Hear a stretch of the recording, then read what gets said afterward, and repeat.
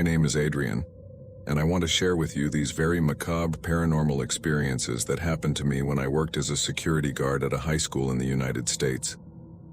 This was my first job in this country. I was born here, but I had spent my whole life in Mexico. My parents are Mexican, as is my entire family, but the economic situation there was very difficult. So, I decided to move here. I've been here for over 6 years now, but what happened to me at that school made me think a lot about whether I should go back to my country or not. My job was at night. I had to make sure no one broke into the school, as the area was full of gangs and many times they had entered to consume substances, leaving certain areas in a mess. Let me tell you, I lasted only a week at that job. The first night I started working, I felt something strange. When I entered the completely empty and silent premises, I felt a weird vibe, but I thought it was just because I was new and had never worked nights before. I went to the room where I was supposed to monitor the cameras and settled in. Around midnight, I saw through one of the cameras in a hallway that a classroom door opened on its own. You could see a bit inside, and it looked like a desk had been turned over as if someone had pushed it with such force that it fell to one side.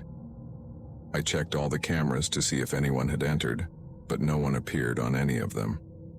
My job was to go check who had caused the desk to fall and the door to open, as there were no cameras inside the classrooms. Honestly, I was scared, but my fear at that moment was more about the possibility of encountering street kids, as I wasn't sufficiently armed to confront them if they got aggressive. When I reached the classroom on the second floor, I noticed no one was there. I checked the windows, and they were all locked. I picked up the desk and left, closing the door behind me. But as I was walking away to go down the stairs, I clearly heard laughter. I turned around quickly and asked who was there, but no one answered. The closer I got to that classroom, the more I realized the laughter was coming from inside. So, I pushed the door open, but again, no one was inside, and the laughter stopped as soon as I opened the door. I checked the adjacent classrooms, but they were also empty and all the windows were locked. I even went into the bathroom to check, but everything was completely empty. I was very scared now because of the paranormal aspect of it. I ran downstairs and locked myself in the camera room again. I felt a very negative vibe throughout my body, but I didn't want to let my imagination get the better of me, so I tried not to dwell on what had happened. I made myself a coffee and tried to relax, but around 2 a.m., I saw something on one of the cameras that truly left me shaken.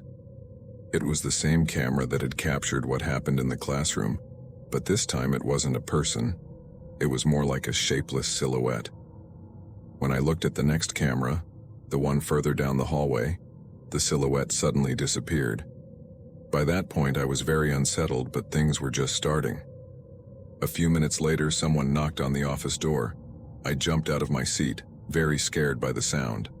I didn't go out immediately or even bother to ask who it was because I knew it couldn't be anyone. To get to the small hallway where the camera room was, you needed a code that only the guards had, and I could see on the cameras that the door was still closed. No one had entered except for me. I was very nervous, so to calm down, I called my best friend who was still in Mexico, as he was the only one who might be awake at that hour. I told him everything that had happened, and he laughed at me at first, thinking I was joking. But when I made it clear that I wasn't joking and that everything had really happened, he got worried and started searching the internet for information about that school. I just wanted to keep talking to someone as long as possible so I wouldn't feel alone, even though it was against the rules. But there was no way they could find out. What my friend found on the internet terrified me beyond words. He read an article about an incident that had happened 3 years ago. In summary, a student had entered the school with a gun and taken the lives of 6 classmates in a classroom before taking his own life. Everything happened in that same classroom where he had studied. Just remembering what I felt at that moment is like reliving it. It was a terrifying feeling, horrible vibes that I hope no one ever experiences. But I had to keep working, so I asked my friend to stop reading and talk about something else to distract me and make the night more bearable. We talked about other things for a while until 4 a.m., when he said he had to go to sleep because he couldn't stay awake any longer. I thanked him for keeping me company and hung up, leaving me alone again. A few minutes later, I heard a loud bang but couldn't tell where it came from. Checking the cameras, I saw nothing. I had to go out and investigate again, opening each classroom on the ground floor. But as I walked, I heard footsteps running on the floor above. I quickly went up the stairs, but there was no one there either, not in the classrooms or the bathrooms. That's how my first shift ended. Finally, daylight broke, and people started arriving. The principal asked how my first night went, and I told her it was fine. There was no way I was going to tell her everything that had happened. I needed the job badly. I went to my godfather's house where I was living and slept all day until nightfall when I had to prepare to go back to that school. I was so nervous, I can't even explain it, but I showed up on time.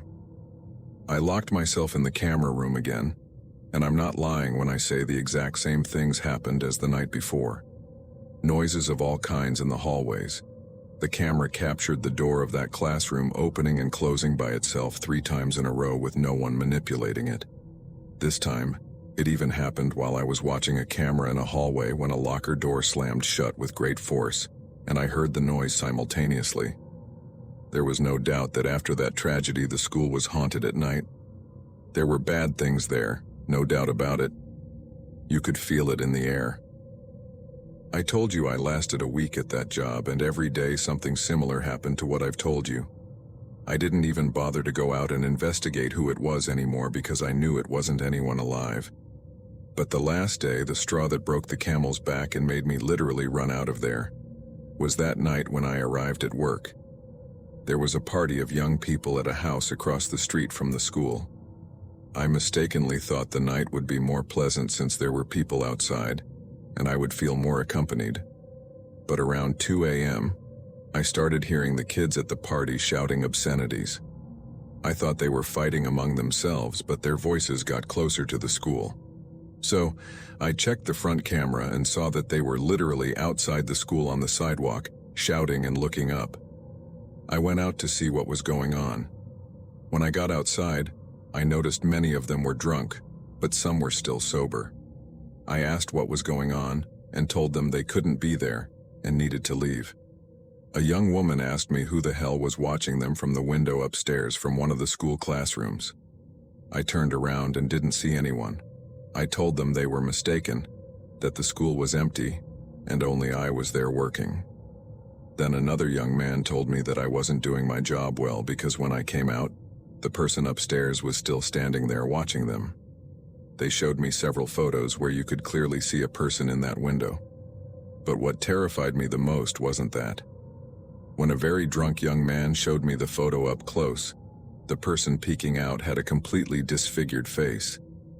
Several of them started screaming when they saw the photo. Some even laughed, saying the name of the boy who had caused the tragedy. At that moment, I didn't know how to act. I simply grabbed my things and left. I was already determined to quit, and this event confirmed my decision. On Monday, I went to formally resign because I couldn't leave the job badly. I needed to find another one and didn't want to have bad references. I must say that the school principal was very kind to me and confessed that she had lost count of how many guards had quit. She initially didn't believe them because she considered herself very religious and didn't believe in ghosts. But she was starting to doubt after so many guards quit for exactly the same reasons. They couldn't stand everything that happened there at night. This was my story, and I don't want to end without saying that I tell it with much respect for all the victims, not just from that school but from all schools where something similar has happened. It's truly sad and unfortunate, but one thing I can tell you, the boy who caused so much harm is not resting in peace. He's still there, unable to move on.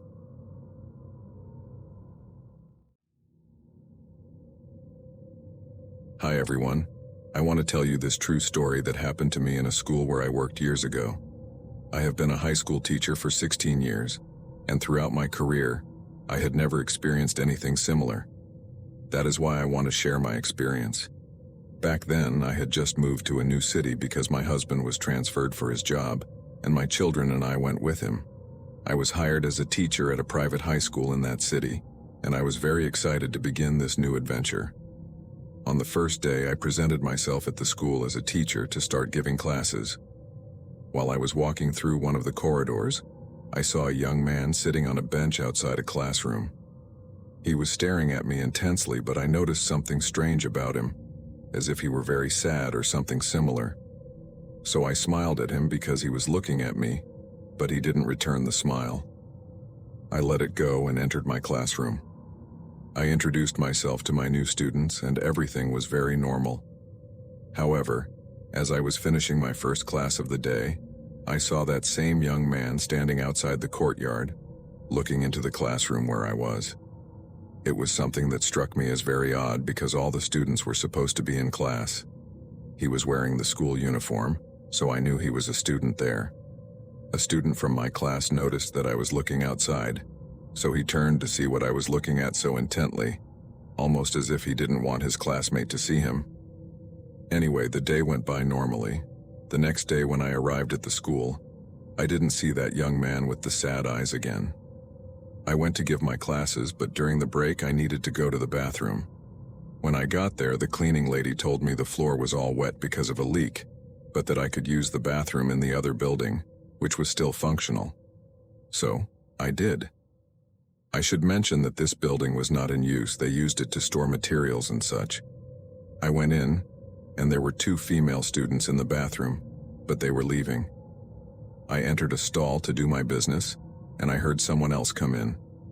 I thought it was another student who had also been sent there. I heard them lock the stall next to mine, but then I saw this person's feet very close to my stall, and I realized it was a boy because he was wearing men's shoes and the school pants. I got out of the stall and knocked on his door, telling him he couldn't be there because it was the women's bathroom. Then I heard the young man start to cry. It was very strange. I asked him what his name was and what was wrong, but he kept crying without saying anything. I didn't know what to do, so I left the bathroom very confused. As I was leaving, I ran into 3 female students who were about to enter the bathroom, but I stopped them and told them not to go in because a young man had gotten in there, and I was going to get help to get him out. The girls waited at the entrance, and I went to find a teacher to support me. I was halfway across the court when one of the students shouted, "Teacher, there's no one here." I went back to the bathroom and the 3 girls were inside. They told me one of them had gone in as soon as I left and all the stall doors were open with no one inside. At first I thought they were covering for him because they knew he would get in trouble for being in the women's bathroom. But no, they were very sure. Besides, I had only been gone for seconds before they shouted. They asked me if I was sure there was someone in the bathroom, and I replied that yes, there was a young man crying. I was absolutely sure. One of the girls looked at her friends and said, "Aaron." The girls nervously laughed and said, "How do you think?" I asked them who they were talking about, and one of them told me they had a classmate named Aaron, but he had taken his own life about 3 months ago. I didn't want to ask for more details. I just told them to go back to their classroom as the bell had already rung. But what they told me left me very unsettled. I spent the whole day thinking about that young man. I could barely teach my classes. I was so uneasy. I felt something in my chest that was inexplicable. At the end of the school day, I stayed an extra hour because I was reviewing the assignments I had given. My husband told me he would be a bit late picking me up because he was busy at work, so I took advantage of the time to get ahead with my work. There were still some people at the school, mostly teachers and 2 janitors, but the place was gradually emptying. Time passed, and my husband was on his way. I was putting away my things when I suddenly heard a bench move. I turned around quickly and saw the same young man sitting at the back on a bench. My heart was pounding fast. I stared at him, unable to say anything. Then I screamed when a teacher called me from outside because I was very startled. He knocked on the door, which was open, and apologized for scaring me. He just wanted to ask if I needed a ride, but I told him no, that my husband was on his way, and I thanked him. When I turned back, the boy was no longer in the seat. He had disappeared. The teacher saw my terrified face. He looked in and asked me what was going on. I grabbed my things and left, talking with him, and I couldn't help but ask him about the boy the students had told me about, the one who had ended his life. He told me everything. He told me that the boy had been in the grade I was teaching, that he was a very quiet kid with no friends, almost always alone. He was unaware if the boy had any psychological issues, so he never offered help, something he regretted. But it was true. His parents found him hanging in their home one night and informed the school a few days later. The school had held a small tribute with flowers and such, but in reality, he hadn't left any friends behind, so everything continued as if nothing had happened. I felt very sad hearing this, but I couldn't help asking the teacher to describe what the boy looked like. He described the young man I had been seeing since I arrived: brown hair, light eyes, tall and thin. There was no one else with those characteristics in that high school. I went home with a lump in my throat because, more than feeling scared, I wondered why he was manifesting to me, what he wanted to tell me, and why no one else noticed his presence. I asked the teacher why his soul lingered in the school's hallways. He suggested that maybe it was because no one ever noticed him, even when he was alive. And since I was new, he was manifesting to me. All I know is that over time I stopped seeing him. I never mentioned anything to my colleagues because I didn't want them to think I was crazy or lying. I preferred to stay silent and show him respect in the few instances I saw him again. But I never said anything. I no longer work at that school, but I wonder if that poor boy is still there, or if he has been able to move on. I truly hope he has found peace wherever he is.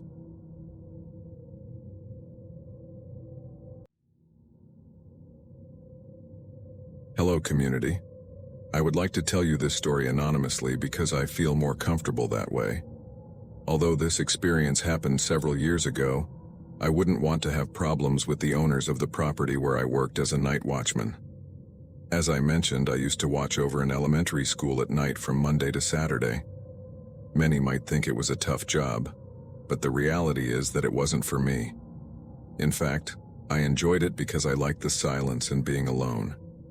I would bring my radio and listen to music. I had to do my rounds and also keep an eye on the cameras. It was a private school, so they had cameras outside and also inside the school, in every classroom and some hallways. I had a dog named Gaspar. I trained him at the school so that I could bring him in to help me with my duties, telling them that he was very well trained and showing them that he obeyed me in everything. I thought they would say no, but they gladly accepted because they said it would be easier for the dog to detect if any intruder tried to get in, and that he could be very helpful. In the first few weeks that I started bringing Gaspar with me, everything went excellently. He kept me company and was always vigilant. But one particular night, while Gaspar and I were doing our rounds, he started to get very restless. He began barking very aggressively at the door of a classroom. He never barked like that unless he detected something, so I knew there was someone in there. I stayed silent, took the keys from my pants, and very slowly unlocked the door so that whoever was in there couldn't escape. But when I opened the door, I saw no one, although Gaspar rushed into the classroom desperately. He was barking at something, but I couldn't see anything. I felt chills because I knew he was seeing something I couldn't. He barked with a lot of anger and never moved from his alert position. I shouted for him to come with me, but he wouldn't listen, which was very unusual. As I said, he was very well trained, but he was persistent, barking at nothing without even looking at me as I spoke to him. I had to go get him and pull him by the leash to get him out of there. It was very difficult to make him go down the stairs, but suddenly he calmed down and was back to normal. I went to check the cameras looking for the recording of that particular classroom. I wanted to see if the cameras had captured anything, and what I found in that recording was truly disturbing. In the recording, as we were walking down the hallway before reaching the classroom, something started to appear on the camera. It was a male figure, very tall and broad. It wasn't very clear because of the night vision, and you couldn't see its face, only its silhouette. And then it suddenly vanished. But when Gaspar started barking, the figure reappeared in the middle of the classroom and stayed there until I opened the door and my dog rushed in. This silhouette changed shape in a very strange way. At first it looked like a man and then ended up more like a child. The camera captured how my dog kept some distance from that silhouette, as if he didn't want to get closer. He was scared. Animals are very perceptive, so I realized that it had to be something very evil for my dog not to want to approach it. That night I decided not to enter the building anymore. My dog was restless at times, barking at the building with a lot of anger, and then calming down again. Of course, I showed those recordings to the owners, who turned a blind eye, saying that it might have been a camera malfunction. But they could never give me a reason why my dog wouldn't stop barking at that supposed malfunction. They made me promise not to say anything about what happened to anyone and that those recordings would be deleted. I preferred to resign. To be honest, I no longer felt safe in that place at night. But I can't stop thinking that maybe that entity had always been there while I watched over the school. But it wasn't until I brought my dog Gaspar that he made me realize its existence. I don't know what that thing was, but it worries me that there might be children in those classrooms with something evil among them without anyone noticing. There is no doubt that there are strange beings around us. Right now there could be one next to you, and you wouldn't notice unless you have a pet that can see them.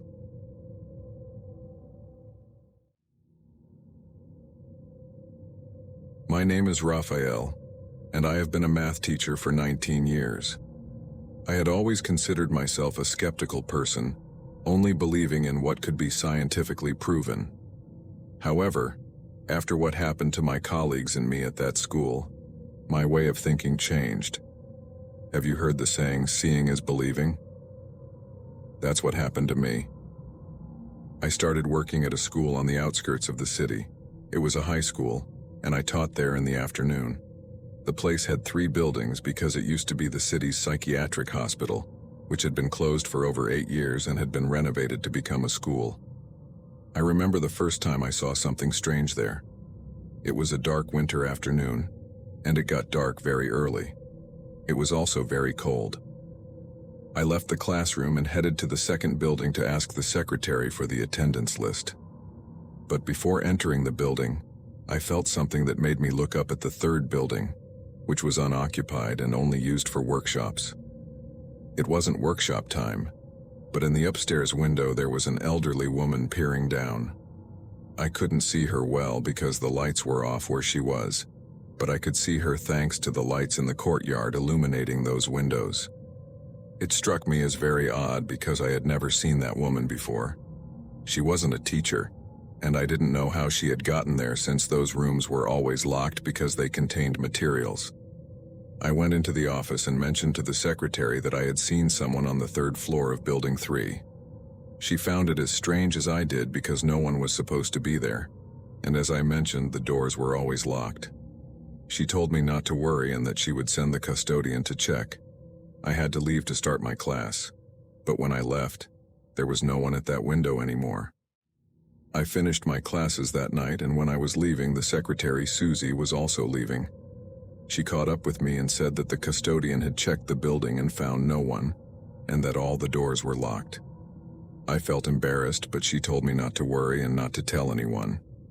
She also confided that she sometimes heard or saw things at work.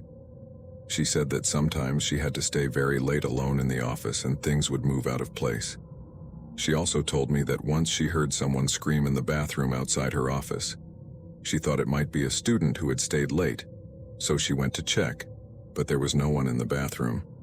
She said she told the coordinator, but she didn't believe her. Then she said sarcastically, "Of course she doesn't believe me. She only comes here for a few hours a day and leaves. I'm the one who stays here very late."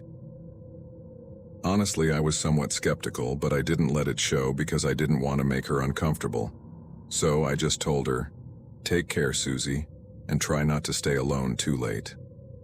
Then we said goodbye and went to our cars. A few days later, I was in the men's bathroom when I heard someone laughing loudly outside the stalls. But it was a horrible laugh that gave me goosebumps because it didn't sound like a young person, but an old man in a very eerie way. I opened the bathroom door and went to wash my hands, and of course there was no one there. At that moment, a young colleague of mine, another teacher, came in. He asked why I had such a strange look on my face, and I told him someone was trying to scare me, that I had heard the laughter of an old man, but it might have been a student making that voice. He didn't laugh as I expected and replied, "Strange things happen here. You're not the only one who has experienced things like that. It seems like the crazies are still among us." I told him not to call them that because we should respect them. He was obviously referring to the people who had been hospitalized in that psychiatric hospital. I then told him that I didn't believe in those things, and he simply replied, "Well, it's good that you don't believe, so they won't be able to scare you." And that was the end of our conversation. Hours later, I was teaching my class when suddenly 2 students asked if they could come in. I had already been teaching for 20 minutes, so I wasn't going to let them in, but they were accompanied by the custodian, who asked me to step out for a moment. It turned out that the students had stayed longer in a classroom in Building 3 while they were gathering their things. They said that suddenly, the door slammed shut by itself, and when they tried to open it, they couldn't. Someone had locked them from the outside, and no one but the custodian had the keys, and obviously, it wasn't him.